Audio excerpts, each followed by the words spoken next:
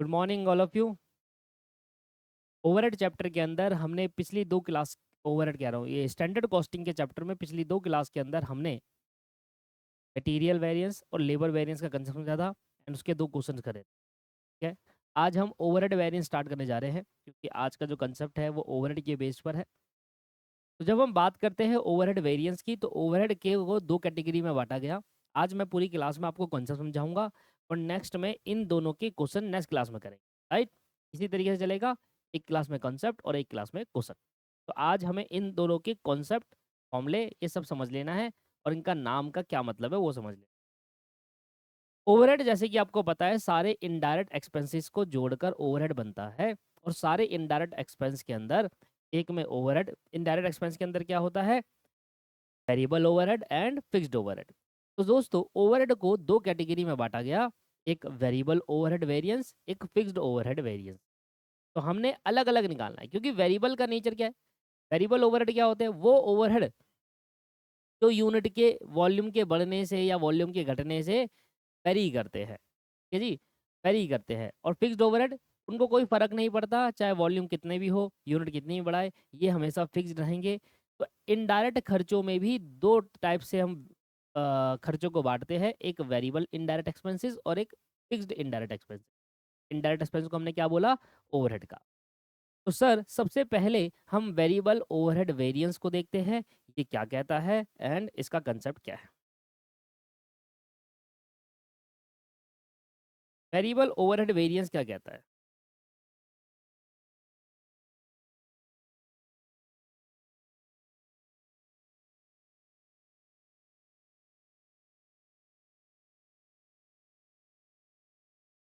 Variable overhead variance क्या कहता है, this is the difference between the standard variable overhead cost और actual output. ध्यान देना, स्टैंडर्ड हमेशा किसके हिसाब से होना चाहिए, एक्चुअल आउटपुट के हिसाब से, और एक्चुअल वेरिएबल ओवरहेड। वो कह रहा है कि भाई आपने, अगर आपको वेरिएबल ओवरहेड कॉस्ट वेरिएंस निकालना है, वेरिएबल ओवरहेड का मतलब जैसे कि कोई भी ऐसे इनडायरेक्ट खर्चे जो वेरी कर रहे हैं according to the production, according to production unit जो वेरी करते हैं, तो हमने वेरिएबल ओवरहेड कॉस्ट वेरिएंस कहा। तो this is the difference between standard variable overhead cost for actual output. ये बहुत इंपॉर्टेंट है, ध्यान देने वाली बात है। जब भी हम वेरिएबल ओवरहेड कॉस्ट वेरिएंस निकालेंगे तो हम क्या करते हैं, कॉस्ट वेरिएंस कैसे निकलता है भाई, स्टैंडर्ड कॉस्ट में से एक्चुअल कॉस्ट माइनस करते हैं, यही होता है कॉस्ट वेरिएंस। भाई आप मटेरियल कॉस्ट वेरिएंस की बात कर लो चाहे आप लेबर कॉस्ट वेरिएंस की बात कर लो, हमने स्टैंडर्ड कॉस्ट में से एक्चुअल कॉस्ट माइनस करी। पर इधर मैं आपको फिर भी ये कह रहा हूँ कि यहाँ पर स्टैंडर्ड जो आपकी कॉस्ट है ना, वेरिएबल कॉस्ट, वो एक्चुअल आउटपुट के हिसाब से होनी चाहिए। अगर आपके स्टैंडर्ड कॉस्ट दे रखी है और एक्चुअल आउटपुट के हिसाब से नहीं है तो वो यहाँ पर नहीं ली जाएगी। यहाँ पर तभी ली जाएगी जब standard cost as per actual output हो और वेरिएबल होनी चाहिए। तो पहले तो आप ये देखो कि उस एक्चुअल आउटपुट जो आपने बनाया उसको बनाने में कितने वेरिएबल ओवरहेड कॉस्ट आनी चाहिए थी और एक्चुअल में कितनी वेरिएबल ओवरहेड कॉस्ट आई उस एक्चुअल आउटपुट को बनाने में। ठीक है, actual variable overhead cost, actual variable overhead cost, actual variable, ये क्या हो रहा है, एक्चुअल वेरिएबल ओवरहेड कॉस्ट कितनी आई। तो सर लेट्स सपोज कि मैं 1000 यूनिट का एक्चुअल आउटपुट बनाता हूँ। अब 1000 यूनिट को बनाने में मेरी वेरिएबल ओवरहेड कॉस्ट आनी चाहिए 10,000 रुपये, और उस 1000 यूनिट को बनाने में जब एक्चुअली में वेरिएबल ओवरहेड कॉस्ट आ गई वो आई 11,500। इस हिसाब से आपका 1500 रुपये का क्या आ गया, एडवर्स आ गया। तो कैसे निकालेंगे, standard hour, standard are for actual output. भाई standard are for actual output, उस 1000 यूनिट को बनाने में कितने घंटे लगने चाहिए थे और 1 घंटे की हम कितने दे रहे हैं। अगर वो अगर वेरिएबल ओवरहेड क्या है, वेरिएबल ओवरहेड इनडायरेक्ट लेबर है तो, अगर वेरिएबल ओवरहेड क्या है, इनडायरेक्ट लेबर है तो सोचो भाई इनडायरेक्ट लेबर होगी। देखिए देखो, ओवरहेड के अंदर आप खुद समझिए कि ओवरहेड के अंदर हमारे पास दो कैटेगरी हो सकती है। वेरिएबल ओवरहेड के अंदर हमारे पास दो कैटेगरी हो सकती है दोस्त। कौन सी कैटेगरी है, हो सकता है कि वेरिएबल ओवरहेड के अंदर इनडायरेक्ट लेबर हो, है ना, हो सकता है इनडायरेक्ट लेबर हो सकता है वेरिएबल ओवरहेड के अंदर इनडायरेक्ट मटेरियल हो। तो दोस्त अगर इनडायरेक्ट लेबर हुआ तो हम कैलकुलेशन आवर्स में करेंगे और इनडायरेक्ट मटेरियल हुआ तो कैलकुलेशन क्वांटिटी में होगी। तो क्योंकि वेरिएबल नेचर का ओवरहेड है, ओवरहेड का मतलब होता है इनडायरेक्ट एक्सपेंसेस। अब इनडायरेक्ट मटेरियल भी हो सकता है और इनडायरेक्ट लेबर भी हो सकते हैं। तो अगर आपका वेरिएबल ओवरहेड में इनडायरेक्ट लेबर है तो आप कैलकुलेशन कैसे करेंगे, आर्स के बेसिस पर करेंगे। और अगर आपका वेरिएबल ओवरहेड का अंदर मटेरियल की बात हो रही है, इनडायरेक्ट मटेरियल की, तो फिर क्वांटिटी के बेस पर करेंगे। कैसे करना है देखो, एक्चुअल आउटपुट को बनाने में कितने घंटे लगने चाहिए थे, क्योंकि इनडायरेक्ट लेबर भी तो एक तरीके के लेबर ही है, ठीक है, इनडायरेक्ट लेबर भी तो एक तरीके के लेबर है। तो एक्चुअल आउटपुट मान लीजिए 1000 यूनिट है, 1000 यूनिट को बनाने के लिए लगने चाहिए थे 500 आर, 500 घंटे। और 1 घंटे के हम कितने रुपए देंगे, स्टैंडर्ड रेट। कितने रुपए देंगे, दिया कितना, एक्चुअल रेट, देंगे कितना, स्टैंडर्ड रेट। हमने कहा भाई 1 घंटे के हम 10 रुपए देंगे, तो इस हिसाब से 500 घंटे उसने काम किए। मतलब उस 1000 यूनिट को बनाने में, जो एक्चुअल आउटपुट आपने बनाया, उस 1000 यूनिट को बनाने में 500 घंटे लगने चाहिए थे।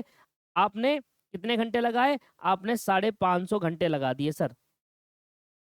रेट क्या है, रेट आपका 10 की जगह आपने 12 रुपए के हिसाब से दे दिया। तो 500 घंटे हमने सोचा था उस 1000 यूनिट को बनाने में। 1000 यूनिट क्या है, एक्चुअल आउटपुट।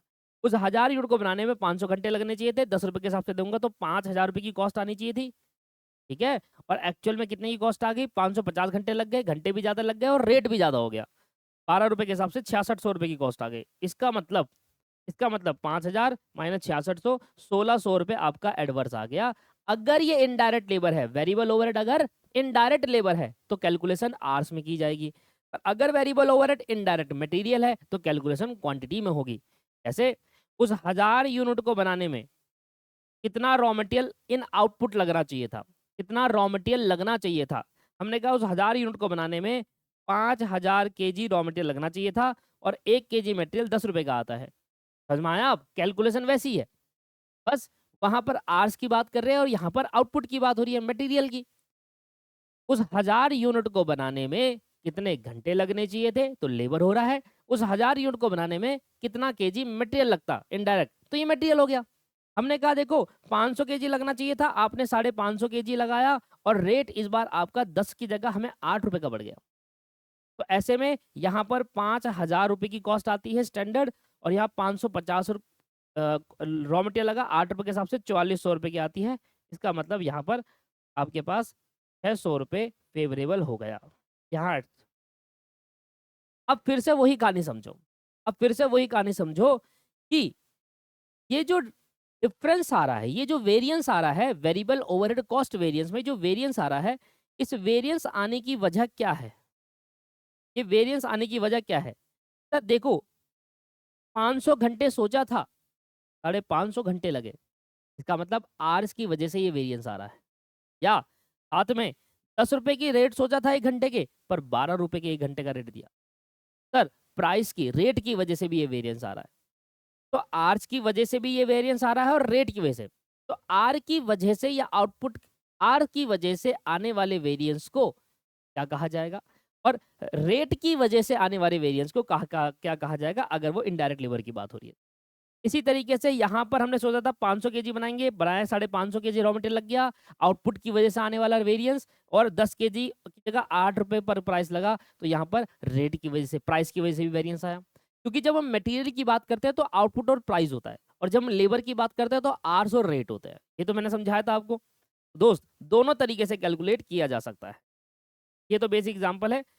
तो अगर वेरिएंस आने की वजह रेट है, क्या बोला मैंने, अगर वेरिएंस कॉस्ट वेरिएंस में, वेरिएबल ओवरहेड कॉस्ट वेरिएंस में रेट की वजह से वेरिएंस आ रहा है, तो उसको आज के बाद कहा जाएगा वेरिएबल ओवरहेड एक्सपेंडिचर वेरिएंस।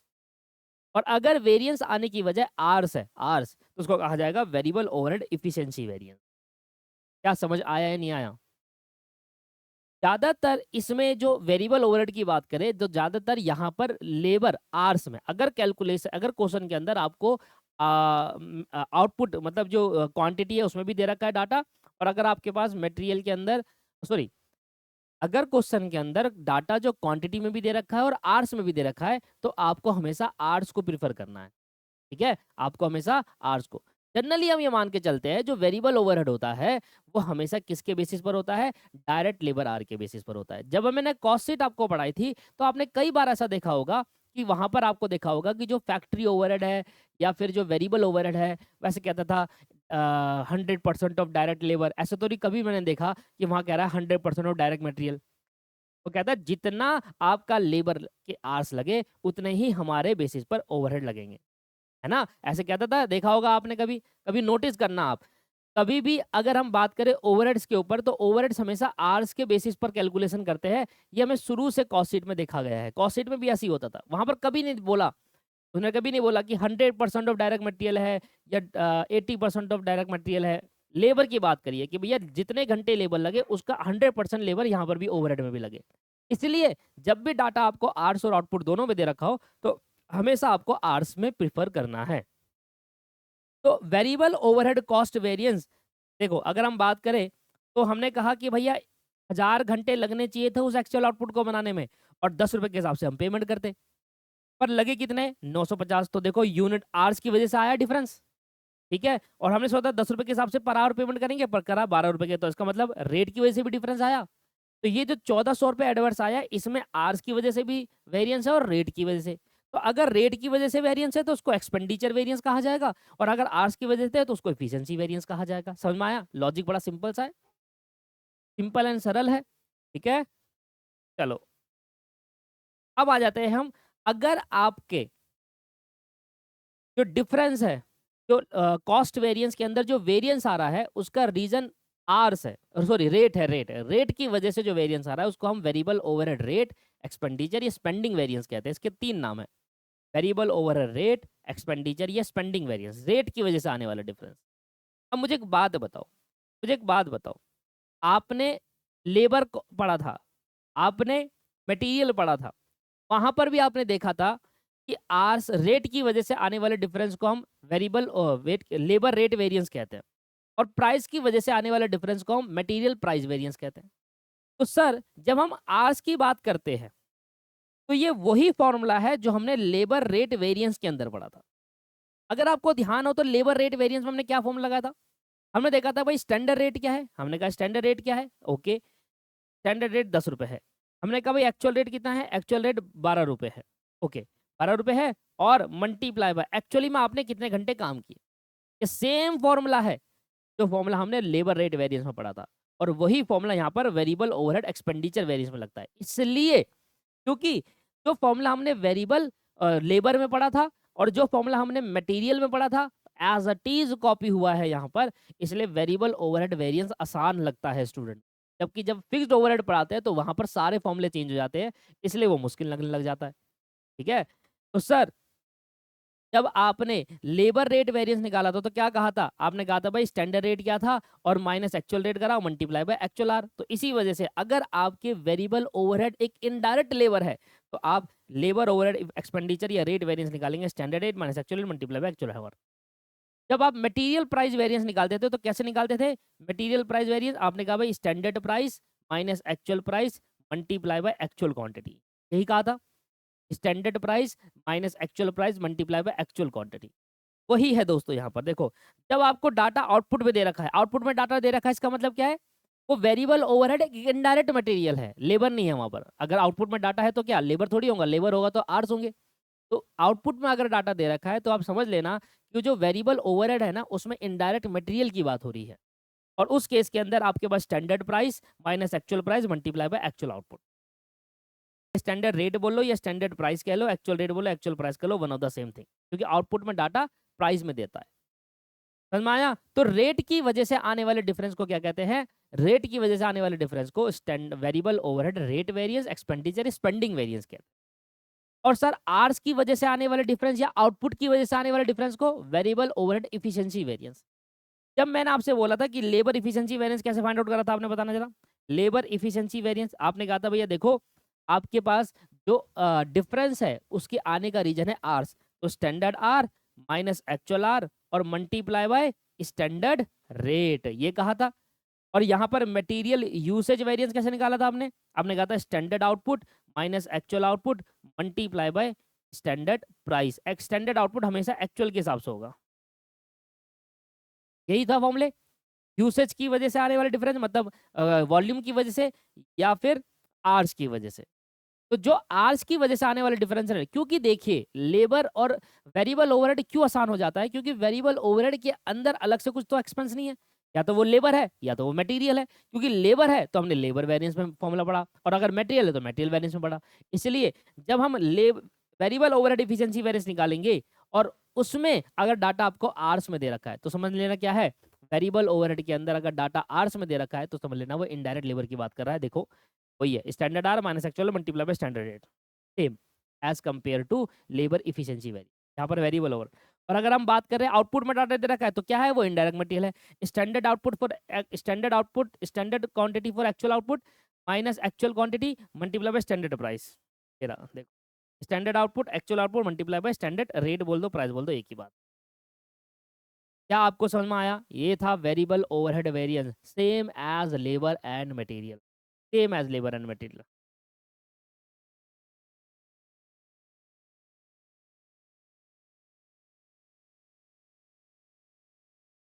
दो चीज निकालना यहाँ पर सीखिए, बहुत इंपॉर्टेंट है। दो चीज यहाँ पर, पहला स्टैंडर्ड रेट पर आवर, एक घंटे के क्या स्टैंडर्ड रेट हम पे करेंगे, और एक्चुअल रेट पर आवर, एक घंटे के हमने पे कितना किया। जो स्टैंडर्ड रेट है और एक्चुअल रेट है कभी कभी क्वेश्चन में गिवन नहीं होता, तो इसको निकालना पड़ता है कि आपने एक घंटे का क्या रेट दिया। क्योंकि देखो हर जगह स्टैंडर्ड रेट आ रहा नहीं आ रहा, देखो यहाँ पर देखो आ रहा है स्टैंडर्ड रेट, ये रहा स्टैंडर्ड रेट, है ना, इस तरीके से। तो हर जगह स्टैंडर्ड एक्चुअल रेट की बात हो रही होगी, तो आप कैसे निकालेंगे अगर गिवन नहीं होगा तो? अगर आपको स्टैंडर्ड रेट निकालना है तो आपके पास टोटल वेरिएबल कॉस्ट होगी बजटेड फॉर्म में। बजटेड वेरिएबल ओवरहेड कॉस्ट आपको क्वेश्चन में गिवन होगी और बजटेड आर गिवन होंगे। तो आपको क्या करना है, बजट मतलब स्टैंडर्ड, तो budget divided by budgeted R, ठीक है। और अगर आपको एक्चुअल रेट निकालना है तो एक्चुअल वेरिएबल ओवरहेड कॉस्ट और एक्चुअल आर। मैं एग्जांपल देता हूँ, मैंने सोचा था मैं 10,000 घंटे काम कराऊंगा, और 10,000 घंटे काम कराने में मेरी जो कॉस्ट आएगी वो 5 लाख रुपए आएगी।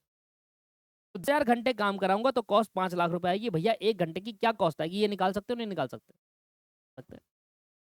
अगर 10,000 घंटे काम कराऊंगा तो 5 लाख रुपए की कॉस्ट आनी चाहिए, तो 5 लाख डिवाइड बाई 10,000 मल्टीप्लाई, तो इसका मतलब मेरा जो रेट है वो 50 रुपये पर आवर का है। इसको बोलते हैं स्टैंडर्ड रेट, क्योंकि डाटा आपका बजटेड है, एस्टिमेटेड है।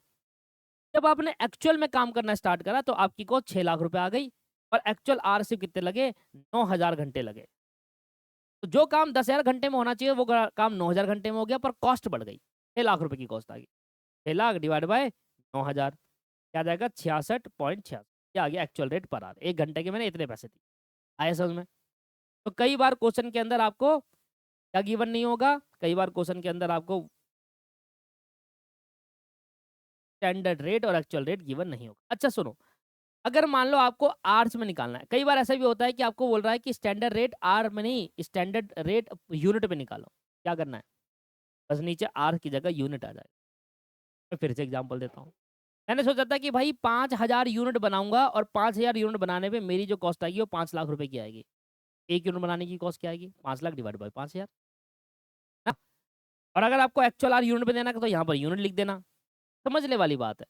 तो मुझे एक यूनिट का या एक आर का प्राइस चाहिए, तो टोटल कॉस्ट अपर में टोटल यूनिट करूंगा ना, या टोटल कॉस्ट अपर में टोटल आर करूंगा। क्लियर हो गया दोस्त? इस तरीके से वेरिएबल ओवरहेड वेरिएंस आपका खत्म हो गया।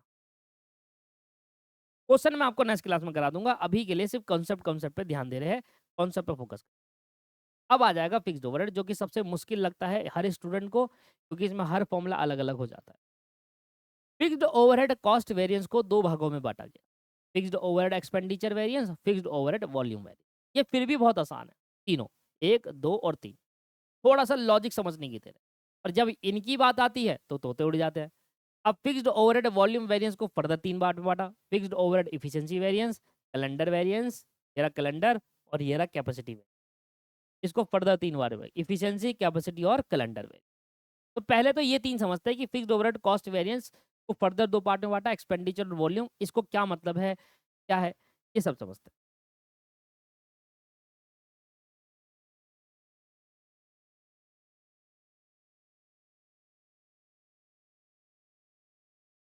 समझिएगा, मान लो कि मुझे 50,000 यूनिट बनानी है, और उस 50,000 यूनिट बनाने में मेरी जो कॉस्ट आनी चाहिए वो 2 लाख रुपए आनी। 50,000 यूनिट बनाने में कितनी कॉस्ट आनी चाहिए? 2,000। मैं लिखा भी है, अगर 50,000 यूनिट बनाते हैं, बनाई नहीं है, एक्चुअल में नहीं करा, बनाएंगे तो 2 लाख रुपए का खर्चा हो जाएगा। तो अगर 50,000 यूनिट बनाएंगे तो 2 लाख का खर्चा हो जाएगा। इसका मतलब एक यूनिट पे कितना खर्चा होगा? तो 2 लाख डिवाइड बाय 50,000 को बोलते हैं बजटेड ओवरहेड पर यूनिट। हर एक यूनिट को बनाने में कितना खर्चा आएगा? हमने कहा 4 रुपए का खर्चा आएगा हर एक यूनिट को बनाने में। पर हमने सोचा था कि 50,000 यूनिट बनाएंगे, पर जब हम एक्चुअल में बात कर रहे हैं तो एक्चुअल में 45,000 यूनिट ही हमने बनाई। एक्चुअल में कितनी यूनिट बनाई? 45,000। तो हमने जो सोचा था 50,000 यूनिट बनाएंगे। अब बजटेड का मतलब क्या होता है? बजटेड का मतलब होता है वो ओवरहेड जो आपने अपने कस्टमर से चार्ज कर लिया है, क्योंकि आपको पता है कि ओवरहेड जो होता है हमें अपने कस्टमर से चार्ज करना होता है कॉस्ट शीट में जोड़कर। जब मैं कॉस्ट शीट बनाऊंगा तो फिक्स्ड ओवरहेड भी खर्चा डालूंगा। अब फिक्स्ड ओवरहेड खर्चा मुझे पता होना चाहिए, मेरे को नहीं पता होगा साल के शुरू में। भाई कितना ओवरहेड खर्चा होगा एक्चुअल में वो तो तब पता चलेगा ना जब मेरा प्रोडक्ट बन जाएगा, जब साल खत्म हो जाएगा। अब पूरे साल में मेरे ओवरहेड के कितने खर्चे हुए मैं शुरुआत में कैसे बता पाऊंगा? वो तो तब पता चलेगा जब पूरे साल में काम कर चुका हूंगा और पूरे साल के ओवरहेड खर्चा जितना भी वो मुझे हुआ है फिक्स्ड ओवरहेड वो मैं टोटल करूंगा। तो एक्चुअल फिक्स्ड ओवरहेड खर्चा जो हम बात कर रहे हैं वो आपको तभी पता चलेगा जब साल खत्म हो जाए।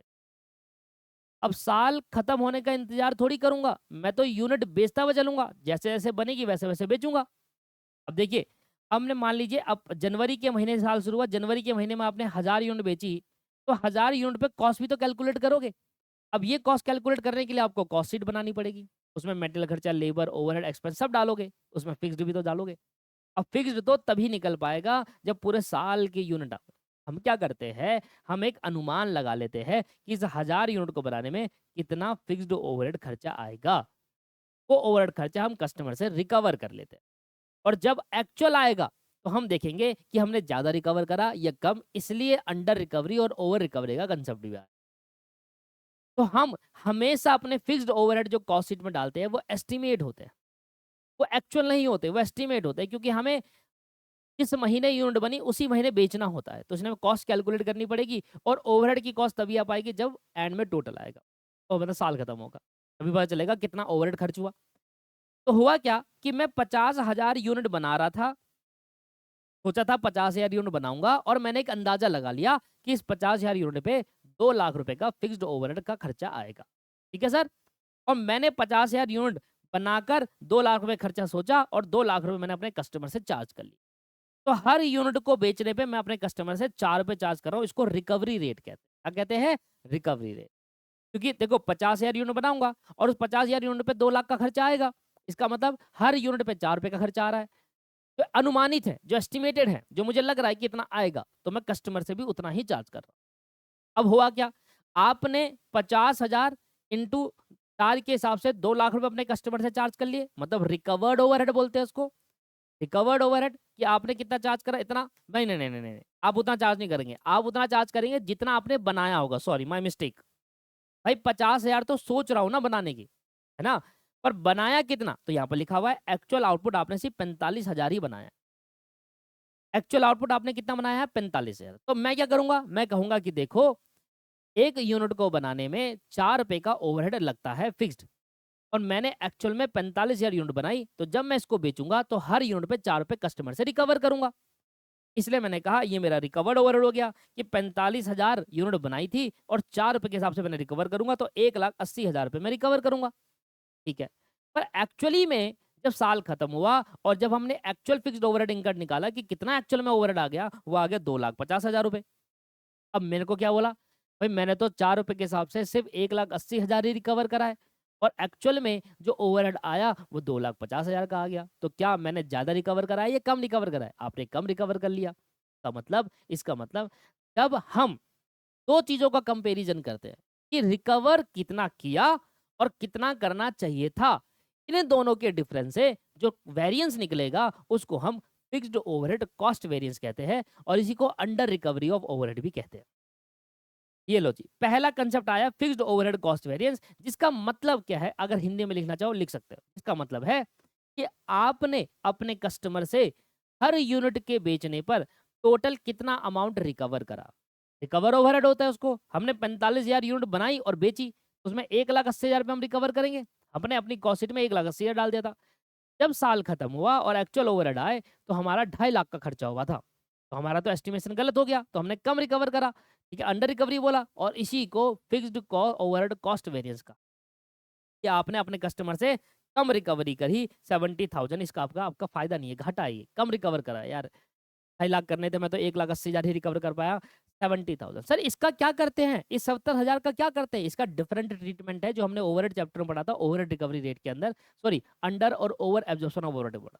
सप्लीमेंट्री रेट होता है, कॉस्टिंग बिल में डालना होता है, कई सारे केसेस होते हैं, याद आ रहा है तो आपको। तो जब मैं फिक्स्ड ओवरहेड कॉस्ट वेरिएंस निकालूंगा तो मैं ये देखूंगा कि मैंने कितना रिकवर करा और कितना करना चाहिए था एक्चुअल में। इन दोनों के डिफरेंस है जो क्या आएगा वेरिएंस, उसको फिक्स्ड ओवरहेड कॉस्ट वेरिएंस। समझ में आ गया? क्लियर हुआ?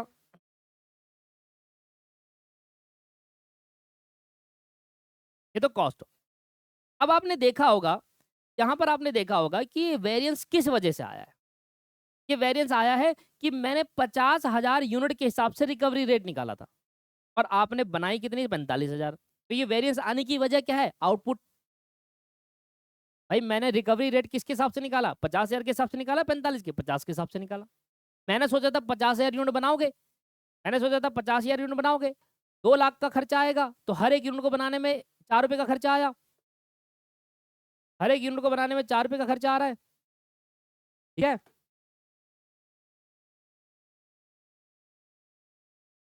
एक मिनट।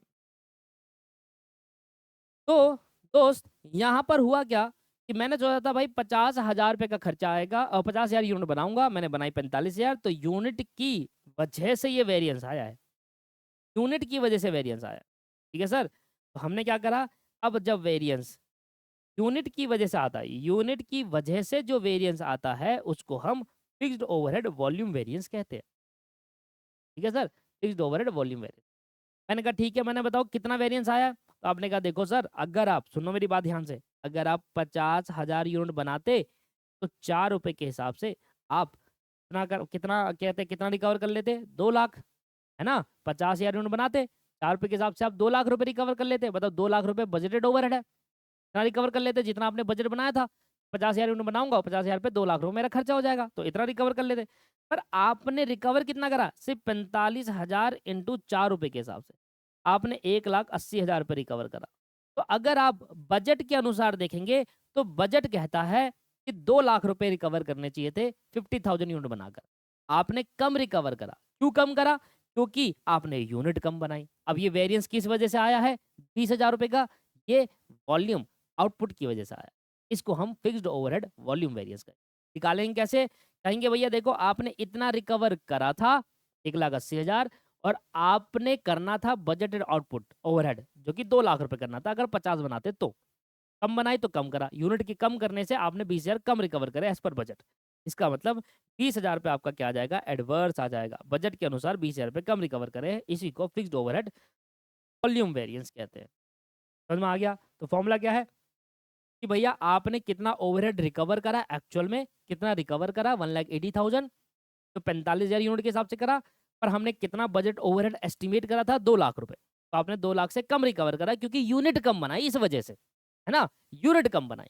तो इसको हम यूनिट की वजह से वेरिएंस आने की वजह से वॉल्यूम वेरिएंस कहते हैं। और अगर आपका वेरिएंस आने की वजह प्राइस है तो हम उसको फिक्स्ड ओवरहेड एक्सपेंडिचर वेरिएंस कहते हैं। जैसे कि हमने सोचा था कि भैया 50,000 यूनिट बनाएंगे तो 2 लाख रुपए का खर्चा आएगा, हमने सोचा था 50,000 यूनिट बनाएंगे तो कितने का खर्चा आ जाएगा, 2 लाख रुपए का, पर एक्चुअली में 45,000 में ही 2.5 लाख का खर्चा आ गया। तो क्यों आया ये खर्चा? सर अगर मैं 50,000 यूनिट बनाता, 50,000 यूनिट बनाता तो 2 लाख का खर्चा आता 4 रुपए के हिसाब से, ठीक है। अब यहाँ पर 45,000 यूनिट बनाई तो 2.5 लाख का खर्चा आ गया, इसका मतलब रेट ज़्यादा होगा तभी खर्चा आया होगा। ऐसे कितना रेट है मैं बताता हूँ आपको, 2,50,000 डिवाइड बाई 45,000, तो मतलब आपका रेट 5.55 रहा होगा, 5.55, क्योंकि यूनिट की वजह से तो हमने ऊपर कंसीडर कर लिया। अब रेट की वजह से देखो कितना डिफरेंस आया। तो सर हमने सोचा था हर एक यूनिट को बनाने में 4 रुपए का ओवरहेड खर्चा होगा, पर हर एक यूनिट को बनाने में ज्यादा रुपए का ओवरहेड खर्चा हुआ, का मतलब रेट की वजह से जो वेरिएंस आएगा उसको हम फिक्स्ड ओवरहेड एक्सपेंडिचर वेरिएंस कहेंगे। 2 लाख सोचा था, 2.5 लाख रुपए खर्चा आ गया, 50,000 रुपए एडवर्स। क्लियर है? आपने एस्टिमेशन ही गलत करा क्योंकि आपका रेट ही गलत है। क्या समझ में आया नहीं आया? तो सर इसका एक ट्रिक मैंने बताई थी क्लास के अंदर, इसका मैंने एक ट्रिक बताई थी। यह है फिक्स्ड ओवरहेड कॉस्ट वेरिएंस, यह है फिक्स्ड ओवरहेड एफिशिएंसी वेरिएंस और यह है वॉल्यूम एक्सपेंडिचर वेरिएंस, एक्सपेंडिचर है ये, और ये वॉल्यूम वेरिएंस। तो फिक्स्ड ओवरहेड कॉस्ट वेरिएंस निकालते हैं recovered overhead minus actual overhead. Sir आपको क्या करना है, पहले तो आपको ये याद करना है रिकवर्ड माइनस एक्चुअल, फिर आपको करना है कि यहाँ पर रिकवर्ड है तो यहाँ पर आएगा, एक्चुअल यहाँ है तो एक्चुअल यहाँ आएगा, और जो बीच के छूट जाएंगे उसमें बजटेड ओवरहेड करेंगे। पहला पॉइंट पे हमेशा फिक्स्ड ओवरहेड कॉस्ट वेरिएंस लिखना है, दूसरे पॉइंट पे फिक्स्ड ओवरहेड एफिशिएंसी लिखना है, तीसरे में फिक्स्ड ओवरहेड वॉल्यूम लिखना है। पहला वाला याद कर लो बस, ऑटोमेटिकली बाकी हो जाएगा। और वो एरो देख लो, रिकवर्ड में से माइनस करेंगे फिक्स्ड, ओ सॉरी रिकवर में से माइनस, रिकवर अगर यहाँ है तो नीचे घूमकर नीचे में आ जाएगा वॉल्यूम में, और अगर एक्चुअल यहाँ है तो वो बीच में आएगा इफ एक्सपेंडिचर में, और बीच के दो क्या रहेंगे, बजट रहेंगे। मैं आपको दिखाता हूँ। पहले लिखो फिक्स्ड ओवरहेड कॉस्ट वेरिएंस, ठीक है सर, पहला पॉइंट में हमेशा ये आएगा।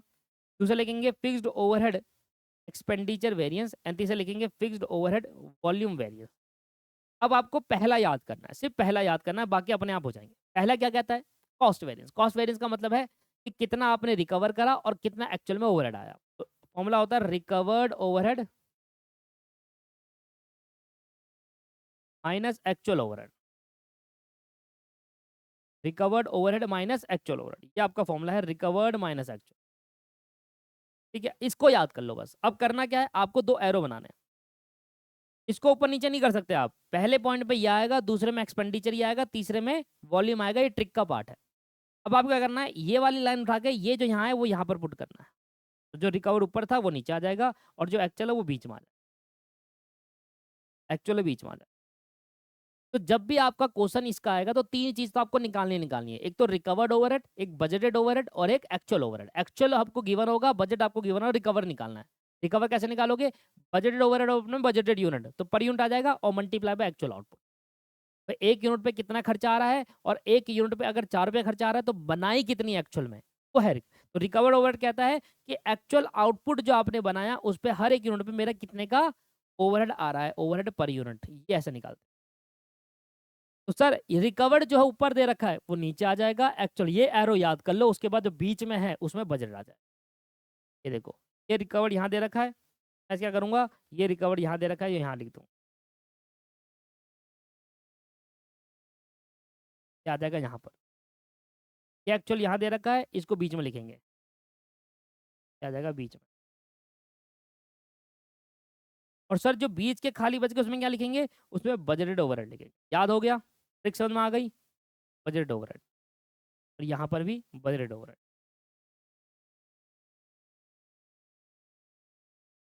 आ गई समझ में ट्रिक, क्लियर हो गया। कि पहले आप याद कर लो पहले वाला, दोबारा बता देता हूँ, एक बार और बता देते हैं, खत्म करते हैं।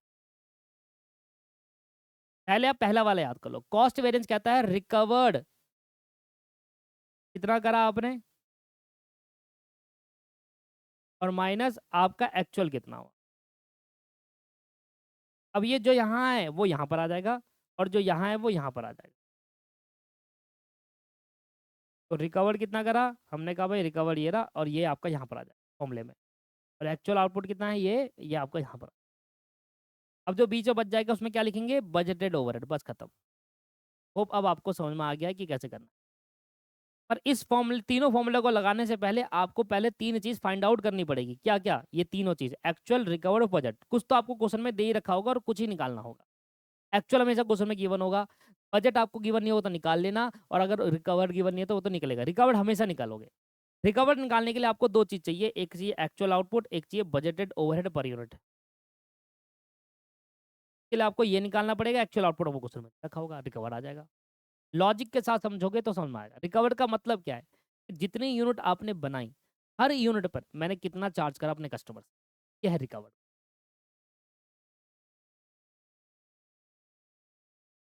तो ये आपके पास तीन चीज हो गई यहाँ पर खत्म।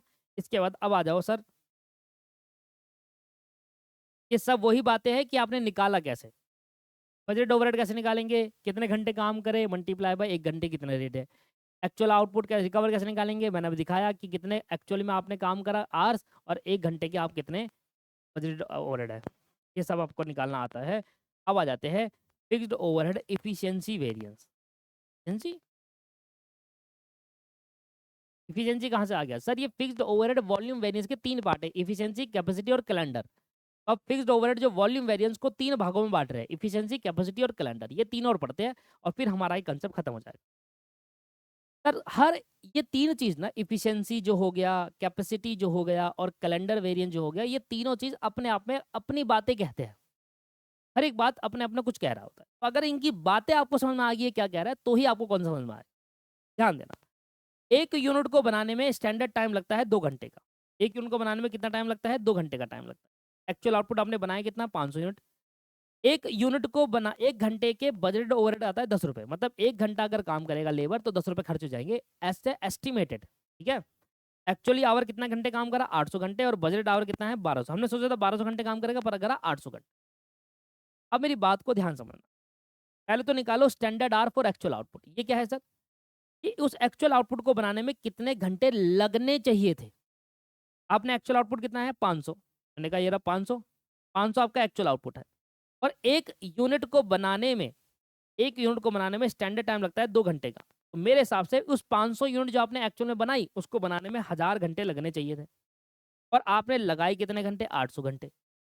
जिस काम को करने में 1000 घंटे लगने चाहिए थे, उस काम को आपने 800 घंटे में कर दिया। मुझे बताओ आपकी इफिशियंसी अच्छी है या बेकार है।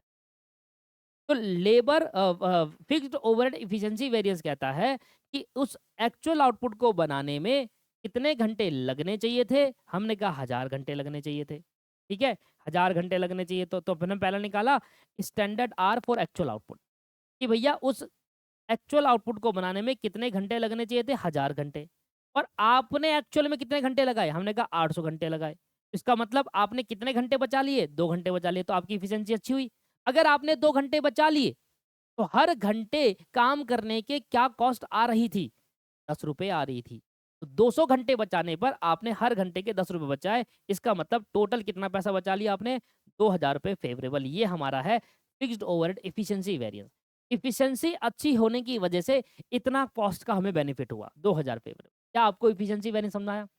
तो फिक्स्ड ओवरहेड इफिशियंसी वेरिएंस कहता है कि एक वर्कर जो एक्चुअल आउटपुट बना रहा है, उस एक्चुअल आउटपुट को बनाने में कितने घंटे लगाए और कितने घंटे लगने चाहिए थे। Standard are for actual output 1000 घंटे लगने चाहिए थे, और एक्चुअली में उसने 800 घंटे लगाए। इसका मतलब उसने हर उस काम को करने में, उस 500 यूनिट को बनाने में 200 घंटे बचा लिए। 1 घंटे के 10 रुपये के हिसाब से ओवरहेड कॉस्ट आती है, तो 200 घंटे की 2000 रुपये ओवरहेड कॉस्ट आती, अगर वह 1000 घंटे में ही करता।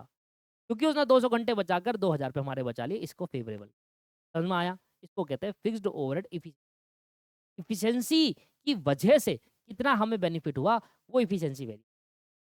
लॉजिक तभी समझ में आएगा, ये फॉर्मूला तभी आपको याद हो पाएगा। ये इसलिए याद नहीं होता, एक फॉर्मूला स्टूडेंट को कभी याद नहीं होता। मैं इतना टाइम हो गया मुझे पढ़ाते हुए, मैं हमेशा देखता हूँ कि स्टूडेंट ये याद ही नहीं कर पाता फॉर्मूला। रीजन, कॉन्सेप्ट ही नहीं होता। मैं उसको बोलता हूँ बताओ कैपेसिटी वेरिएंस, अभी भी मैं आपसे पूछूंगा ना कैपेसिटी वेरिएंस क्या होता है, याद ही नहीं कर पाओगे, पता ही नहीं होगा आपको कैपेसिटी वेरिएंस या कैलेंडर वेरिएंस क्या होता है। क्यों, क्योंकि जब तक कॉन्सेप्ट याद नहीं है तब तक फॉर्मूले याद नहीं।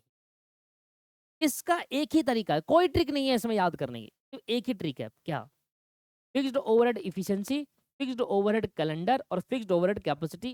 मीनिंग क्या कहता है वो लिखो आप। कितना आप इसका मीनिंग याद करोगे कि मीनिंग ये कहता है, अच्छा मीनिंग ये कह रहा है, अच्छा इफिशिएंसी का मतलब है कितना इफिशिएंसी उसने करा, कितना समय उसने बचाया, और उस समय से बचाने से कितना हमारा बेनिफिट हुआ। अब कैसे निकालूंगा यार, समय कैसे निकाला, कि एक्चुअली उसने कितना काम करा और होना कितना था, standard R minus actual R multiply by rate. Formula तभी याद होगा जब आपको लॉजिक पता होगा। पता है आपको कैलेंडर और कैपेसिटी वेरिएंस क्या कहता है, पता ही नहीं है। अब जब मैं रिवीजन कराऊंगा तो आपको याद हो जाएगा, और फिर कुछ दिन बाद आप भूल जाओगे। तो रीजन क्या, मैं क्यों लिखवाता हूँ यहाँ पर हिंदी में, यार देखो रे हिंदी में लिखा हुआ है, क्यों लिखवाया मैंने हिंदी में, इसलिए लिखवाया है कि जब यहाँ पे खोल के देखो तो आपको पता हो। पेपर में भी आप 100% है कि भूल जाओगे फॉर्मूला, क्योंकि आपको फिक्स्ड ओवरहेड कैपेसिटी और कैलेंडर वेरिएंस का मतलब नहीं पता वो कहते क्या। जब बात करते हैं कैपेसिटी की, तो इसका मतलब आप समझिए कि एक मशीन की कैपेसिटी कितनी थी और आपने उसकी कितनी कैपेसिटी यूटिलाइज करी। तो हर एक चीज अपने आप में अलग चीज बता। वो कह रहा है वर्कर की इफिशियंसी के ऊपर बात कर रहा है, ये मशीन की कैपेसिटी के ऊपर बात कर रहा है, प्लांट कैपेसिटी के ऊपर बात कर रहा है। एग्जाम्पल देखो, एक मशीन मैंने हायर करी, ठीक है, बजटेड आर है 400 घंटे का, 25 दिन काम करूंगा तो 400 घंटे में मशीन चलाऊंगा। एक्चुअली में आपने मशीन चलाई 320 घंटे उसी 25 दिन में। अब आपको किराया तो पूरे 25 दिन का देना है। वो कह रहा है जी मशीन ले जाओ, इसकी मशीन की कैपेसिटी 400 घंटे की है, पूरा यूज करो, मुझे तो इतना किराया चाहिए। ठीक है, कह रहा कितने किराया चाहिए, कह रहा भैया मैं तो 400 घंटे इसका मैक्सिमम समय है। तो माना लॉजिक क्या कहता है, आप मेरे से एक मशीन ले जाओ, वो मशीन की कैपेसिटी है 400 घंटे की, मतलब आप 25 दिन में 400 घंटे वो मशीन चला सकते हो। अच्छा, मैंने कहा आप पैसे किस बेसिस पर लोगे, कहता मैं तो टोटल इकट्ठा ले लूंगा भैया, 400 इंटू 5 रुपए के हिसाब से 1 घंटे पे लूंगा, मैं तो ले लूंगा 400 मल्टीप्लाई बाय 5, आपके 5 2000 रुपये ले लूंगा मैं मशीन का किराया 1 महीने का। मैं कह रहा हूँ सर 2000 रुपये क्यों लोगे आप, मैं मशीन अगर कम चलाऊंगा तो कम लो ना। कह रहा सर आप पढ़ क्या रहे हो, फिक्स्ड ओवरहेड पढ़ रहे हो ना, तो फिक्स्ड में क्या होता है, आप चलाओ जितना मर्जी कम ज्यादा, हमें नहीं पता, हमें 2000 रुपये पे करने हैं, यही तो है। वेरिएबल होता तो क्या होता, जितना चलाऊंगा उस हिसाब से खर्चा होगा। फिक्स्ड क्या है, फिक्स्ड कहता है भाई आप चलाओ या मत चलाओ, अब यूटिलाइज करो पूरी या मत करो, आपको 400 घंटे वो मशीन चलती है, 400 इंटू 5 के हिसाब से 2000 रुपये आपसे मैं चार्ज कर लूंगा। तो आप मेरे से मशीन लेके गए और मैंने आपसे 2000 रुपये चार्ज कर लिए। अब आपका काम है इस पर कितना यूटिलाइजेशन करो। तो हुआ क्या कि जब आपने काम करना स्टार्ट करा तो उस 25 दिन में आप 320 घंटे ही यूटिलाइज कर पाए। तो मुझे बताओ आपकी कैपेसिटी से आपने अच्छा यूटिलाइज करा या बेकार यूटिलाइज करा, बेकार करा भाई। जहां 400 घंटे यूटिलाइज कर सकते थे उस मशीन का, आपने 320 घंटे ही करा, तो मेरी जो कॉस्ट 400 घंटे के हिसाब से गई और उतना मैं यूटिलाइज नहीं कर पाया, तो कितना मैंने लॉस हो गया, 80 घंटे का। 80 घंटे मैंने मशीन नहीं चलाई और 80 घंटे के मैं पैसे पे करके आया हूँ 5 रुपए के हिसाब से, 400 रुपए का एडवर्स। लॉजिक समझ में आया, फॉर्मूला देखो कितना सिंपल बन जाएगा, ऑटोमेटिकली सिंपल हो जाएगा फॉर्मूला कि भैया आपने 320 घंटे चलाया और कैपेसिटी मैक्सिमम कैपेसिटी उसकी 400 घंटे की थी, आपने 80 घंटे कम चलाया और मैं ऑलरेडी 2000 पे करके आ गया हूँ, मतलब 80 इंटू 5 के हिसाब से देखूँ तो मैंने कितना पे कर दिया है ज्यादा, 400 रुपये ज्यादा पे कर दिया, ये एडवर्स हो गया। तो एक्चुअल आर आपने कितना चलाई मशीन को, 320 घंटे, बजट कितना था 400 चला सकते थे, और रेट कितना है 1 घंटे का, 5 रुपये, जो ऑलरेडी पे करके आ चुका हूँ क्योंकि फिक्स्ड है। आप कम चलाओगे तो कम पैसे नहीं पे करने पड़ेंगे, फिक्स्ड का मतलब है 400 के हिसाब से पूरा एक साथ पे करो, इतना फिक्स्ड है। यहाँ लिखा भी है हिंदी में। अभी मैंने मान के चला है कि यहाँ पर दोनों 25 दिन काम होता है, अभी मैं मान के चल रहा हूँ कितने दिन काम होता है, 25 दिन काम होता है। पर अगर ये 25 दिन की जगह चेंज हुआ तो, ये भी एक मोस्ट इंपॉर्टेंट पॉइंट है जो आपको ध्यान देना है, ये अलग से मैंने लिखवाया था क्लास के अंदर। पहले तो ये लाइन पढ़ो क्या कहती है, मशीन चलाओ या मत चलाओ 5 रुपये पर आवर के हिसाब से कॉस्ट आएगी आएगी। अगर वो 400 घंटे मशीन चलती है तो 400 इंटू 5 के हिसाब से 2000 रुपये मुझे पे करने ही पड़ेंगे। अब तुम चलाओ उसको एक दिन, एक ही घंटा मत चलाओ, तो आपके 2000 रुपये का एडवाइस। अगर मशीन के बिलो कैपेसिटी चलाई तब भी कॉस्ट इंकर्ड होगी, जो नहीं यूटिलाइज उसकी उसकी कॉस्ट एडवर्स है।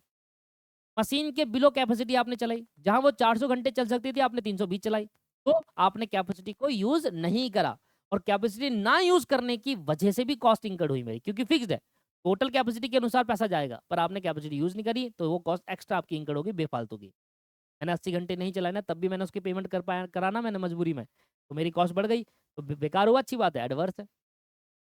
अभी के लिए मान लो कि मैंने जो पहला एग्जांपल लिया था वो 25 दिन के हिसाब से लिया था कि 25 दिन में 400 घंटे चलानी चाहिए थी, 25 दिन में मैंने 300 घंटे चलाए, 320 घंटे। अब मैं एग्जांपल को चेंज कर रहा हूँ, मान लो मेरा बजट ओवर है 400 घंटे का मशीन का और वो 25 दिन का है, और आपने 26 दिन में उसको 320 घंटे चला, 26 दिन में 320 घंटे, तो अब मैं अपने बजट को चेंज करूंगा, क्योंकि मेरा एक्चुअल डाटा 26 दिन का और आपका बजटेड आर कितना है, जो 25 दिन का।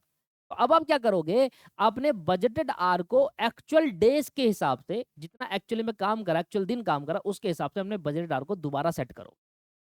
दोबारा समझो, मेरे पास एक्चुअल आर है 320 घंटे, तो मैंने देखा ये 320 घंटे आपने कितने दिन में यूटिलाइज करा, 26 दिन में यूटिलाइज करा, और जो 400 घंटे का बजट दिया था वो 25 दिन का दिया था।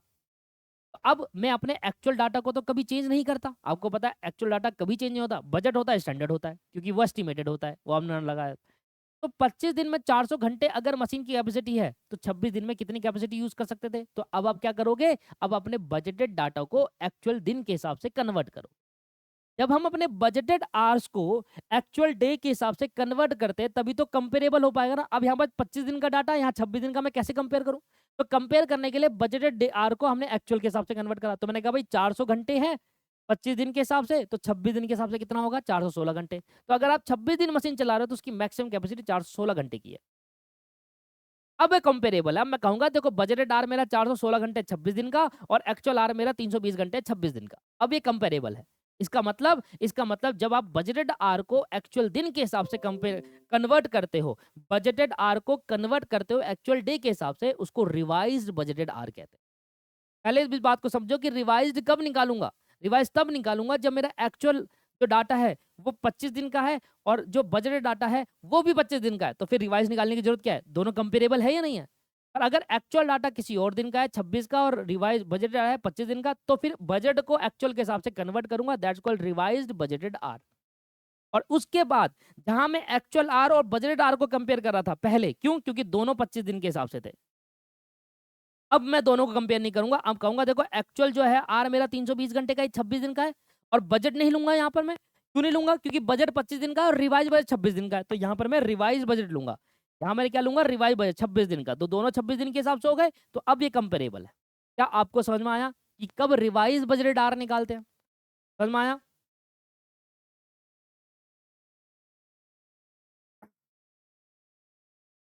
Fixed overhead calendar variance. Fixed overhead calendar variance ये क्या कहता है? ये कहता है डेज, दिन की जब बात होती है, दिन की बात, जैसे अभी हमने बात करी दिन की बात कि वो 25 दिन का डाटा दे रखा है और आपका 26 दिन का डाटा है, तो कंपेरेबल नहीं है। तो कंपेयर करने के लिए आपने दिन को सेम करने की कोशिश करी, उससे सारा डाटा चेंज करा। कैलेंडर वेरिएंस भी उसे कहता है। कैलेंडर कहाँ? कैलेंडर में होते क्या है? डेज तो होते हैं। जब भी बात होगी कैलेंडर की तो डेज के बारे में कहीं ना कहीं बात हो रही होगी। इसका फॉर्मूला है revised budget R. Revise budget R क्यों बोला? क्योंकि जो बजट आर था वो 25 दिन के हिसाब से था और रिवाइज बढ़ रहा है 26 दिन के हिसाब से। अगर आपने ऊपर मेरा क्वेश्चन देखा होगा तो मैंने कहा था भाई 400 घंटे मशीन चलेगी मैक्सिमम 25 दिन अगर चलाओगे तो 400 घंटे का उसका मैक्सिमम कैपेसिटी है। फिर हमने देखा अगर 26 दिन चलाऊंगा तो उसकी मैक्सिमम कैपेसिटी कितनी है? 416 घंटे की। तो जब हम ये दोनों कंपेयर करते हैं कि अरे बजटेड आर जो है वो 25 दिन का 400 घंटे है और रिवाइज बजटेड आर कितना है? वो 26 दिन का 416 घंटे है। तो जब हम डेज के अकॉर्डिंग, देखो एक दिन की वजह से वेरिएंस आया, वो डाटा 25 दिन के हिसाब से दे रखा है और ये डाटा 26 दिन के हिसाब से दे रखा है।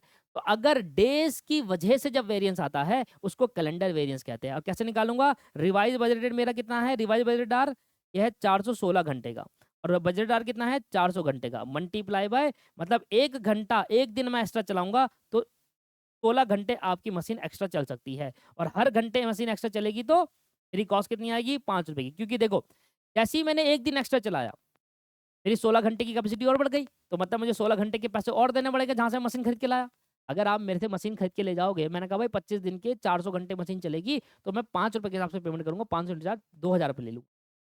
आपने कहा मैं तो 26 दिन चलाऊंगा, मैंने कहा 26 दिन चलाओगे तो एक दिन का एक्स्ट्रा पैसा दो फिक्स कॉस्ट। तो मैंने कहा वो कितनी होगी? आपने कहा देखो अगर 25 दिन 400 घंटे मशीन चल रही है तो 26 दिन 416 घंटे चल रही है। तो मैंने कहा 416 में से 400 हटा दो, 16 घंटे एक्स्ट्रा चल रही है, तो एक घंटे के 5 रुपए के हिसाब से 80 रुपये और देने पड़ेंगे। अब आपको 2080 देने होंगे टोटल। कितने दिन होंगे? 2000। तो एक दिन एक्स्ट्रा चलाने की वजह से जो वेरिएंस आया, ये एक दिन कम चलाने की वजह से जो वेरिएंस आया, उसको fixed overhead calendar variance. Simple answer. ये कभी भी आप याद नहीं कर पाओगे फॉर्मूलेस को जब तक आपके लॉजिक क्लियर नहीं होंगे। कौन सा वेरिएंस क्या कहता है वो क्लियर नहीं होगा।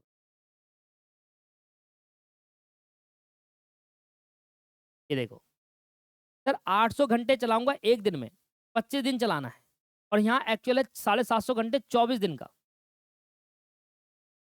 ठीक है, तो अब मैं क्या करूंगा? अच्छा 800 और 25 दिन, जब आप बजटेड को और एक्चुअल को कंपेयर करते हो तो क्या आता है? कैपेसिटी वेरिएंस आता है। और जब आप बजट को रिवाइज बजट को कंपेयर करोगे तो क्या आएगा? Calendar variance. देखिए 800 घंटे मशीन चलाऊंगा एक दिन में, 25 दिन में कितने घंटे चलाई? 20,000 घंटे।